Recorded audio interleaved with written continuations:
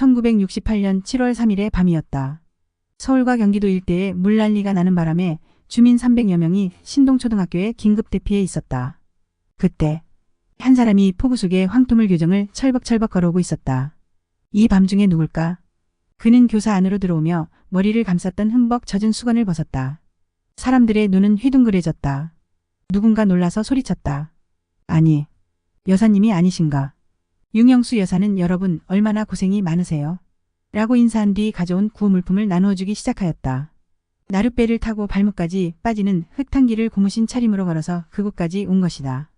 그의 호남은 극심한 가뭄을 겪었다. 현장을 찾은 윤 여사는 눈두렁 길로 걸어갔다. 말라 타버린 논 구석에 양수기가 있었다. 올라서서 양수기를 밟기 시작했지만 흙먼지가 뒤덮인 빈 양수기가 쩍쩍 소리를 냈다. 그녀를 발견한 동네 사람들이 다가갔다.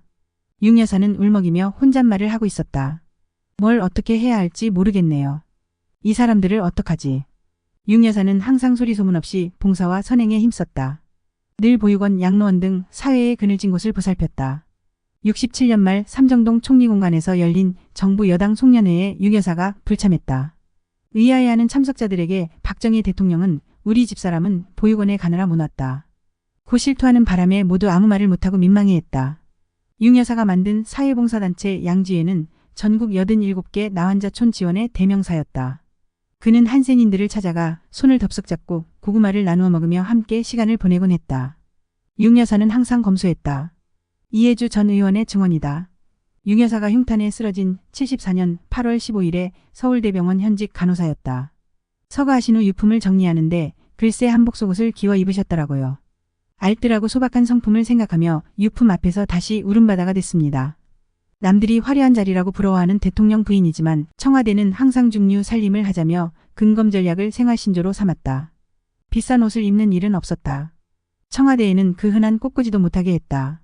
박 대통령은 윤 여사 서거 후 이렇게 회고했다. 살아생전 자신의 사사로운 욕망을 채우기 위한 말은 한 번도 하지 않았는데 당시에는 다들 가난하게 산 게 아니냐고 생각할 수 있지만 그것도 사람 나름이다. 비슷한 시기 필리핀의 독재자 마르코스 대통령의 부인 이멜다는 사치 행각을 벌였다. 명품 구두만 3,000켤레가 넘었다고 한다. 하지만 윤영수 여사는 전혀 다른 길을 걸었다. 마음만 먹으면 얼마든지 사치를 부릴 수 있는 절대 권력의 부인이었지만 한복 속옷을 기워 입을 정도로 검소했고 권력을 누린다는 원성을 살까봐 늘 조심했다고 한다.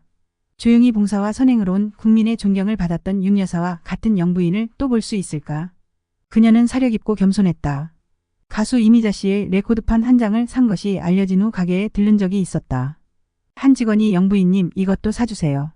윤 여사가 말하길 그네 엄마라고 하면 몰라도 영부인이라고 하니까 깎지도 못하겠네요.